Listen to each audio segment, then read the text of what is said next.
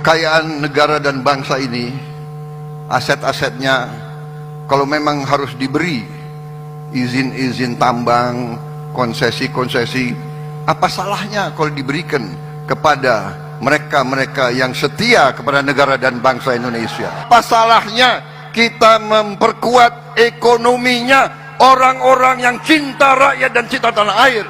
Heboh gegara ada nama kapal Jokowi Mahakam dan juga Dewi Iriana. Dan netizen langsung menuju ke mantan presiden ke-7 Joko Widodo. Apakah benar nama itu terkait dengan Pak Jokowi atau bagaimana? Nah, sebelum kita menebak-nebak, kita lihat dulu ya teman-teman semua. Karena ada yang menuliskan juga bahwasanya JKW itu adalah singkatan dari Jasa Konstruksi Wisma. Nanti kita akan lihat ya. Tapi sebelum kita ke sana gitu, netizen langsung rame karena apa? Yaitu tadi masalah dari Pak Jokowi ini kan udah banyak sekali ya. Apalagi soal ijazah yang belum juga kelar kan, malah dihantam lagi oleh Raja Ampat. Yang dimana ketika itu keluar izinnya itu tahun 2017, yang itu ada di pemerintahan Pak Joko Widodo. Walaupun menterinya bukan Bung Bahlil ya. Tapi siapa sih? Lupa. Nah teman-teman semua, yang kita akan bahas di sini, kenapa kok ada nama kapal yang mirip-mirip dengan mantan presiden beserta istrinya? Tentu dong rakyat netizen langsung menuju ke sana semua ya kan. Nah coba kita lihat dulu di akun X.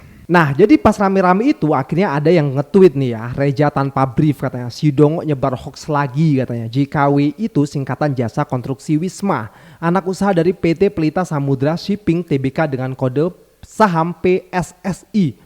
Kok nyangkut semua ya?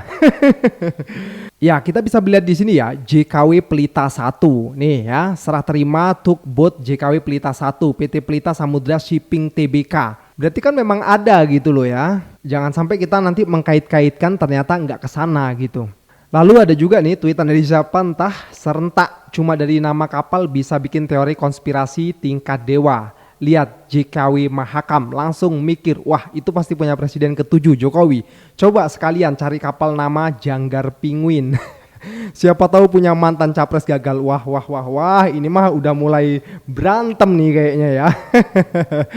Tapi teman-teman semua, di sini juga nih ya kita lihat ya, dari Demokrasi News mengejutkan, nama kapal pengangkut tambang nikel Raja Ampat, Dewi Iriana dan JKW Mahakam. Di sini dilingkarin ya, Dewi Iriana 6, JKW Mahakam 6 dan banyak lagi di sini ya. Lalu kita melihat juga tweetan dari Pak Ali Syarif ya. Siapa ini yang mau mengklarifikasi? Nah, di sini terlihat ada nama perusahaan Iriana Mutiara Mining ya kan. Terus habis itu luas wilayahnya, komoditinya, nikel dan juga ada foto Bu Iriana gitu. Nah, ini ya, kurang lebih jadi akhirnya netizen mengkaitkan nama tersebut dengan istri mantan presiden ke-7 Republik Indonesia gitu. Nah, di sini juga ada yang berkomentar ya, Iriana Mutiara Mining sudah ada sejak 1997 katanya. Ya, di sini terlihat ya, 28 April 97 by PT Iriana Mutiara Mining katanya. Nah, lalu di sini juga ada komentar nih ya, hati-hati Mas, PT tersebut sudah sejak Orba, jejaknya Iriana Mutiara Hindenburg katanya. Contract of work baru dari Barrick Gold. Iriana Mutiara Mining, Iriana Project. Nah tuh, tapi ada juga yang komentar, anjir semua keluarga dilibatkan demi mengeruk kekayaan alam Indonesia. Jelas-jelas ini keluarga PKI yang ingin merusak NKRI. Kalau bukan keluarga PKI lalu keluarga apa mereka katanya. Tidak akan selesai masalah di Republik ini jika yang selalu dipermasalahkan hanya boneka. Karena hancur sudah suatu boneka maka akan selalu ada boneka baru yang menjadi pengganti dari pemegang remote-nya. Tapi Pak Prabowo pernah mengatakan ini nih. Apa salahnya kalau diberikan kepada mereka-mereka yang setia kepada negara dan bangsa Indonesia? Apa salahnya kita memperkuat ekonominya orang-orang yang cinta rakyat dan cinta tanah air? Apa salahnya? Apa salahnya juga Pak, kalau kami, rakyat Indonesia yang lahir dan besar di tanah Indonesia, berharap masih bisa menikmati kekayaan dan keindahan bentang alam Indonesia hingga kami tua. Apa salahnya kalau kami yang sudah membuktikan cinta pada negeri dengan tetap ada di sini meskipun berkali-kali Bapak hianati, berharap ada sedikit saja nurani yang berpihak pada kami. Apa salahnya kalau kami yang berjumlah 284 juta jiwa ini bahu-membahu memperjuangkan rumah dan tanah saudara-saudara kami yang ada di ujung negeri? Apa salahnya Makanya, kalau kami menuntut Bapak Presiden beserta seluruh menteri untuk berhenti melakukan kerusakan di surga terakhir yang ada di bumi hanya demi memperkaya oligarki. Kami bukan antek asing, Pak. Kami bahkan sebagian besar belum pernah menginjakkan kaki di luar negeri ini. Bagaimana mungkin kami jadi antek asing kalau bahasa Inggris saja kami nggak becus akibat dari sistem pendidikan yang nggak berpihak pada kami. Jadi stop tuduh kami antek asing kalau ternyata Bapak sendirilah yang berniat menjual seluruh kekayaan Indonesia kepada mafia-mafia dunia. Save Raja Ampat. Kena ulti nggak tuh? Ya benar gini, kalau misalnya ada apa-apa gitu terus rame dikatain antek asing. Padahal apa-apa minta bantuan sama orang asing. Jadi ingat kata-kata Pak Anies, yang mana yang ini? Salahnya bukan kekerasan. Karena ketika bicara kekerasan di Jakarta aja ada 3 pandangan. Ada yang menganggap ini terorisme, ada yang menganggap ini separatisme, ada yang menganggap ini kriminal. Di kita aja di Jakarta ada perbedaan pandangan. Apa masalah utamanya? Masalah utamanya adalah tiadanya keadilan di tanah Papua. Itu masalah utama. Oke? Jadi tujuannya bukan semata-mata tentang mentiadakan kekerasan. Karena damai itu bukan tiada kekerasan, damai itu ada keadilan. Itu prinsip utamanya. Nah, jadi caranya bagaimana? 1, atas semua peristiwa pelanggaran HAM yang terjadi dilakukan tindakan penyelesaian hingga tuntas. Oke? Yang kedua, mencegah terjadinya pengulangan dengan memastikan semua yang bekerja di Papua memahami bahwa yang harus dihadirkan bukan tidak ada kekerasan tapi keadilan. Yang ketiga, melakukan dialog dengan semua secara kooperatif. Nah, inilah pentingnya punya gagasan, narasi, dan juga pemikiran yang kuat untuk bangsa ini sehingga bisa terrealisasikan gitu loh. Bagaimana mungkin negeri ini bisa berjalan dengan bagus, rakyatnya bisa makmur kalau pemimpinnya nggak seperti ini gitu pemikirannya gitu ya. Harus punya konsep-konsep tertentu, harus punya gagasan yang kuat gitu loh, sehingga bisa merubah semuanya dari mulai hukum, sosial, ekonomi, dan lain sebagainya. Oke teman-teman semua, lalu bagaimana menurut netizen? Kita lihat videonya.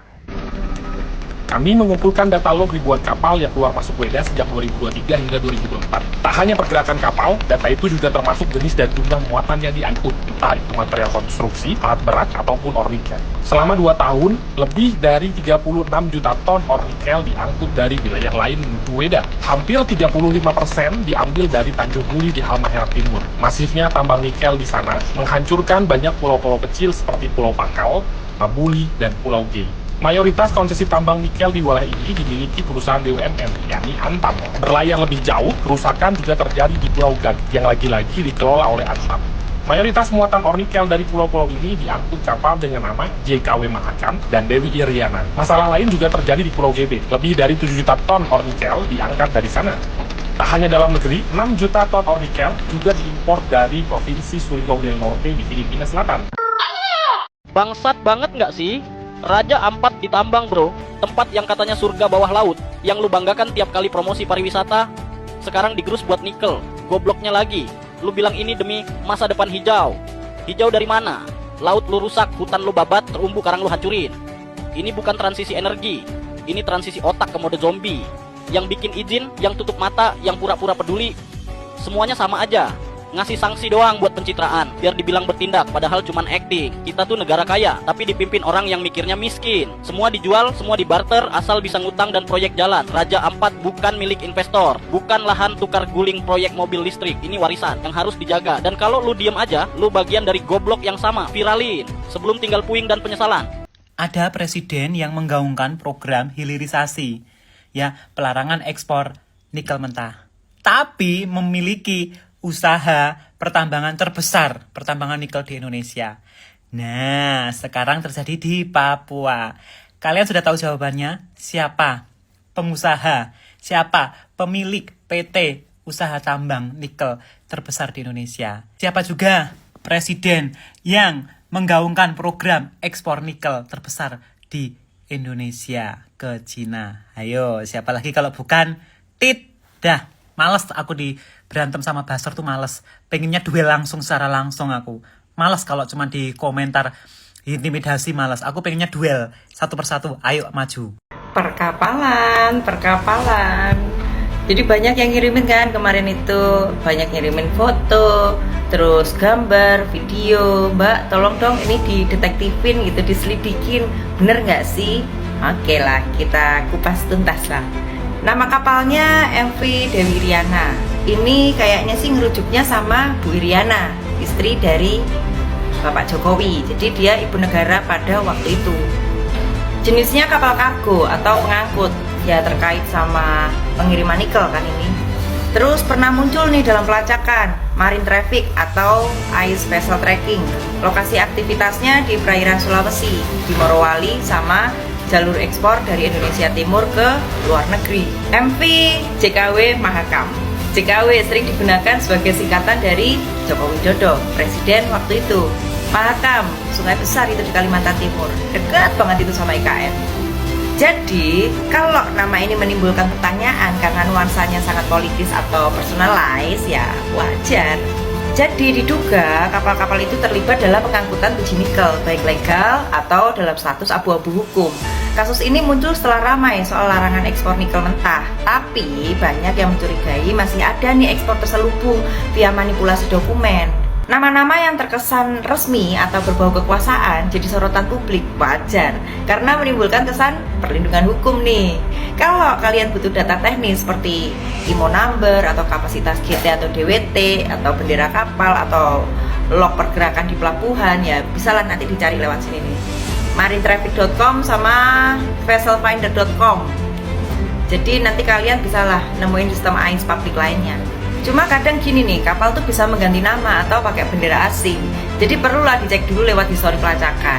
Yang pertama, MV Dewi Iriana, IMO numbernya 9876543.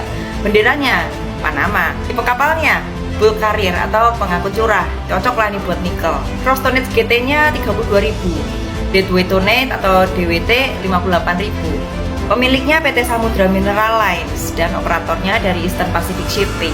Riwayat pelabuhan di Mei 2025 itu 15 Mei dia ke Morowali, 17 Mei dia ke Pelabuhan Luwuk, 25 Mei dia ke Pelabuhan Qingdao, Tiongkok. Kita ke MV JKW Mahakam, IMO numbernya 8765432, benderanya Liberia, tipe kapal General Cargo Ship. Jadi gross tonnage GT-nya 24.000, lebih kecil ya ini berarti ya. Deadweight tonnage-nya atau DWT-nya 41.000. Pemiliknya PT Nusantara Logistik Abadi. Operator Great River Shipping Ltd.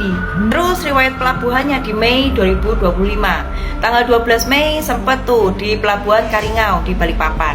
14 Mei di Pelabuhan Samarinda. 22 Mei di Pelabuhan Guangzhou, Tiongkok. Ngirim apa dia ke Cina? Yang menarik apa? Bendera Panama sama Liberia adalah flag of convenience. Umumlah itu dipakai buat kapal yang mau biaya rendah sama pengawasan yang longgar. Nama-nama kapal tidak lazim buat urusan bisnis netral. Karena apa? Menempelkan identitas politik sama simbol negara. Tujuan akhirnya ke Cina nih, negara dengan industri smelter dan produksi baterai besar. Menambah dugaan soal ekspor biji mentah atau setengah olahan. Ayo loh. Terus simbolnya apa? MV Dewi Iriana. Simbolismenya Dewi, ya unsur feminim lah ya, keibuan, pelindung. Iriana, ibu negara waktu itu, istri dari Pak Presiden waktu itu. Terus maknanya apa? Ya bisa lah ini dimaknai sebagai kapal yang diberkahi atau dijaga atau direstui. Mengandung kesan ya imunitas simbolik lah ya. Siapa lah yang berani interogasi kapal atas nama Dewi Iriana? Jadi istilahnya gini nih, kalau kapal lain itu dicek sama bea cukai, kalau kapal yang ini ya cukuplah disalamin doang. Jalan, monggo silakan. Lagi nih, MV JKW Mahakam. Simbolismenya apa? JKW ya, inisial lah yang sering diasosiasikan langsung sama presiden pada waktu itu. Mahakam, sungai utama di Kalimantan Timur, tempat berdirinya IKN Nusantara. Terus maknanya apa? Ya kombinasi ini membentuk simbol kekuasaan sama pembangunan. Kapal yang seperti deklarasi, kami bagian dari proyek besar loh, jangan ganggu ya. Jadi seolah-olah itu kayak membawa mandat negara, padahal ya bawa nikel. Kalau sampai pada waktu itu IKN-nya jadi dan presiden waktu itu juga pindah ke IKN, kapalnya udah duluan nyampe. Kenapa sih ini sampai penting gitu? Nama kapal kan bisa jadi simbol kuasa, bendera asing sama dengan strategi legal dan ekonomi. Berarti apa? Biayanya rendah, pengawasannya minim. Nikel sama dengan emas baru di dunia baterai listrik. Tujuan ekspornya pastilah negara industri smelter. Ini bukan sekedar kapal, ini kapal kebal, jadi berlayar di atas hukum sama logika. Tapi gini ya guys, secara langsung hukum atau administratif, belum ada bukti publik nih bahwa kapal MV Dewi Iriana sama MV JKW Mahakam ini berkaitan sama presiden dan ibu negara pada waktu itu ya. Tapi secara politik simbolik dan persepsi publik adalah beberapa hal yang memancing tafsir. Kenapa sih sampai dianggap nyambung nih sama Jokowi? Ya satu, nama kapal Dewi Iriana, JKW Mahakam, nama-nama spesifik sama tidak lazim buat kapal dagang biasa. Terus dua, konteks muatan sama tujuan. Kapal ini diduga membawa nikel, komoditas strategis nasional yang ekspornya dibatasi pada waktu itu. Sampai sekarang ya nih ya. Tujuan ekspornya Tiongkok, pemain utama smelter sama baterai listrik. Jadi ini muncul saat publik itu masih mencurigai ekspor ilegal. Jadi kenapa sih ekspor ini tetap berlangsung meskipun pemerintah menyatakan itu dilarang? Nama kapal memberi kesan bahwa ada perlindungan simbolik dari kuasa tertinggi. Jadi kemungkinan skenario-nya tuh gini guys, nama sengaja dipakai untuk kebal razia nih, seolah-olah jangan ganggu, ini bagian dari proyek besar. Terus nama dipakai oleh pihak swasta untuk branding politik, bukan milik keluarga presiden, tapi ya numpang pamer lah.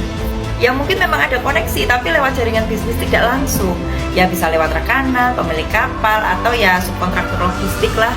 Jadi hubungannya apa? Ya belum tentu secara hukum, tapi secara simbolik sama persepsi publik ya jelas ada. Nama-nama seperti ini kan nggak netral. Kalau kapal itu namanya MV Sri Rejeki atau KM Sinar Kalimantan, ya mungkin gak bakal seheboh ini.